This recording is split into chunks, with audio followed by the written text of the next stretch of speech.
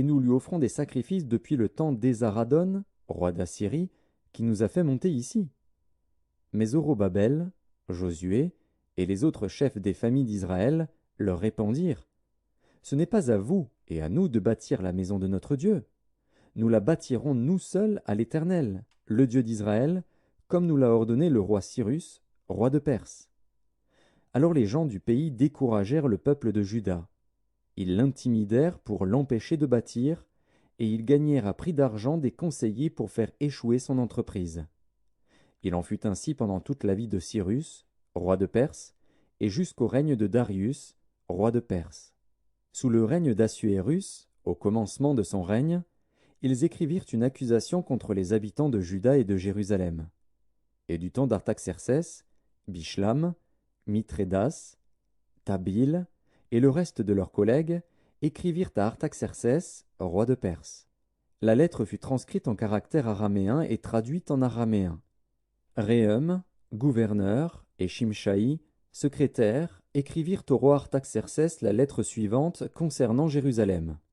Réhum, gouverneur, Shimshaï, secrétaire, et le reste de leurs collègues, ceux de Din, d'Arpharsatak, de Tarpel, d'Apharas, d'Érec, de Babylone, de Suse, de Déa, d'Élam, et les autres peuples que le grand et illustre Osnappar a transportés et établis dans la ville de Samarie et autres lieux de ce côté du fleuve, etc. C'est ici la copie de la lettre qu'ils envoyèrent au roi Artaxercès. Tes serviteurs, les gens de ce côté du fleuve, etc. Que le roi sache que les Juifs partis de chez toi et arrivés parmi nous à Jérusalem rebâtissent la ville rebelle et méchante, en relèvent les murs et en restaurent les fondements. Que le roi sache donc que, si cette ville est rebâtie et si ses murs sont relevés, ils ne payeront ni tribut, ni impôts, ni droit de passage, et que le trésor royal en souffrira. Or, comme nous mangeons le sel du palais et qu'il ne nous paraît pas convenable de voir mépriser le roi, nous envoyons au roi ces informations. Qu'on fasse des recherches dans le livre des mémoires de tes pères, et tu trouveras et verras dans le livre des mémoires que cette ville est une ville rebelle, funeste au roi et aux provinces, et qu'on s'y est livré à la révolte dès les temps anciens. C'est pourquoi cette ville a été détruite. Nous faisons savoir au roi que, si cette ville est rebâtie et si ses murs sont relevés, par cela même tu n'auras plus de possession de ce côté du fleuve. Réponse envoyée par le roi à Réhum, gouverneur, à Shimshaï, secrétaire, et au reste de leurs collègues, demeurant à Samarie et autres lieux de l'autre côté du fleuve.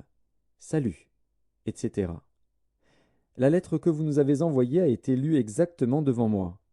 J'ai donné ordre de faire des recherches, et l'on a trouvé que dès les temps anciens cette ville s'est soulevée contre les rois, et qu'on s'y est livré à la sédition et à la révolte. Il y eut à Jérusalem des rois puissants, maîtres de tout le pays de l'autre côté du fleuve, et auxquels on payait tribut, impôts et droits de passage. En conséquence, ordonnez de faire cesser les travaux de ces gens, afin que cette ville ne se rebâtisse point avant une autorisation de ma part. Gardez-vous de mettre en cela de la négligence, de peur que le mal n'augmente au préjudice des rois. Aussitôt que la copie de la lettre du roi Artaxercès eut été lue devant Réhum, Shimshaï, le secrétaire, et leurs collègues, ils allèrent en hâte à Jérusalem vers les Juifs et firent cesser leurs travaux par violence et par force. Alors s'arrêta l'ouvrage de la maison de Dieu à Jérusalem, et il fut interrompu jusqu'à la seconde année du règne de Darius, roi de Perse. Esdras, chapitre 5. Agé, le prophète, et Zacharie, fils d'Ido, le prophète, prophétisèrent aux Juifs qui étaient en Juda et à Jérusalem au nom du Dieu d'Israël. Alors Zorobabel, fils de Shealtiel, et Josué, fils de Jotsadak, se levèrent et commencèrent à bâtir la maison de Dieu à Jérusalem. Et avec eux étaient les prophètes de Dieu qui les assistaient. Dans ce même temps, Tatnaï, gouverneur de ce côté du fleuve, Shétar-Boznaï et leurs collègues, vinrent auprès d'eux et leur parlèrent ainsi. Qui vous a donné l'autorisation de bâtir cette maison et de relever ses murs? Ils leur dirent encore, quels sont les noms des hommes qui construisent cet édifice?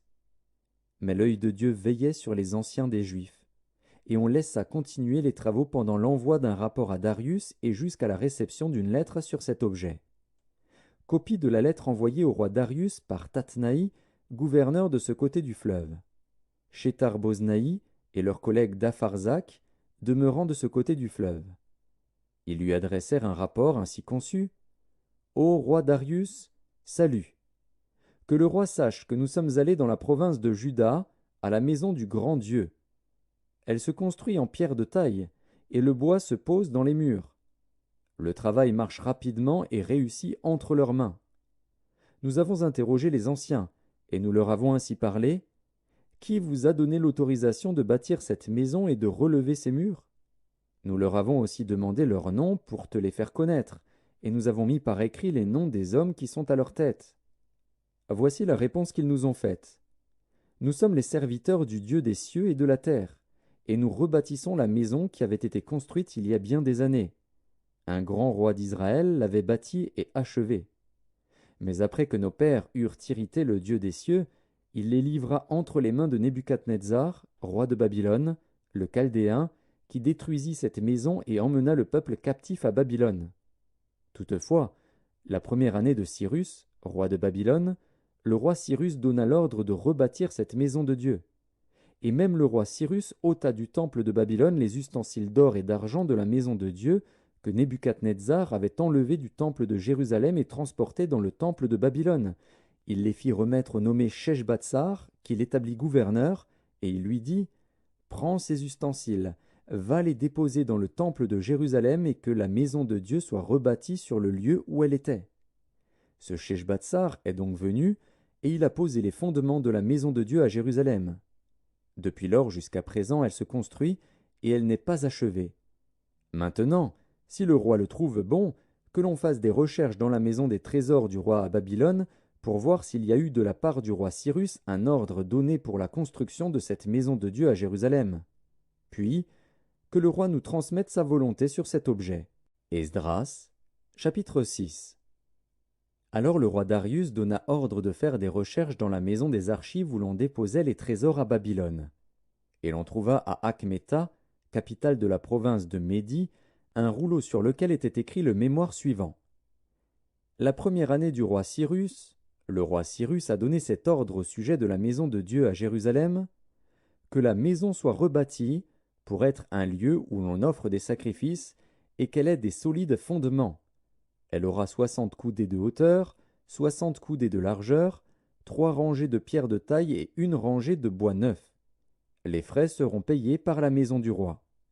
De plus, les ustensiles d'or et d'argent de la maison de Dieu, que Nebuchadnezzar avait enlevés du temple de Jérusalem et transportés à Babylone, seront rendus, transportés au temple de Jérusalem à la place où ils étaient, et déposés dans la maison de Dieu. Maintenant, Tatnaï, gouverneur de l'autre côté du fleuve, Shethar-Boznaï et vos collègues d'Apharzak, qui demeuraient de l'autre côté du fleuve, tenez-vous loin de ce lieu. Laissez continuer les travaux de cette maison de Dieu. Que le gouverneur des Juifs et les anciens des Juifs la rebâtissent sur l'emplacement qu'elle occupait.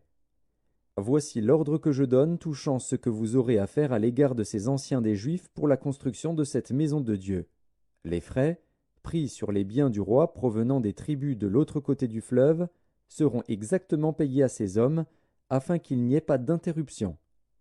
Les choses nécessaires pour les holocaustes du Dieu des cieux, jeunes taureaux, béliers et agneaux, froment, sel, vin et huile, seront livrés, sur leur demande, aux sacrificateurs de Jérusalem, jour par jour et sans manquer, afin qu'ils offrent des sacrifices de bonne odeur au Dieu des cieux et qu'ils prient pour la vie du roi et de ses fils. Et voici l'ordre que je donne touchant quiconque transgressera cette parole. On arrachera de sa maison une pièce de bois, on la dressera pour qu'il y soit attaché, et l'on fera de sa maison un tas d'immondices. Que le Dieu qui fait résider en ce lieu son nom renverse tout roi et tout peuple qui étendrait la main pour transgresser ma parole, pour détruire cette maison de Dieu à Jérusalem. Moi, Darius, j'ai donné cet ordre, qu'il soit ponctuellement exécuté. Tatnaï, gouverneur de ce côté du fleuve, Shethar-Boznaï et leurs collègues se conformèrent ponctuellement à cet ordre que leur envoya le roi Darius. Et les anciens des Juifs bâtirent avec succès, selon les prophéties d'Agé, le prophète, et de Zacharie, fils d'Iddo. Ils bâtirent et achevèrent, d'après l'ordre du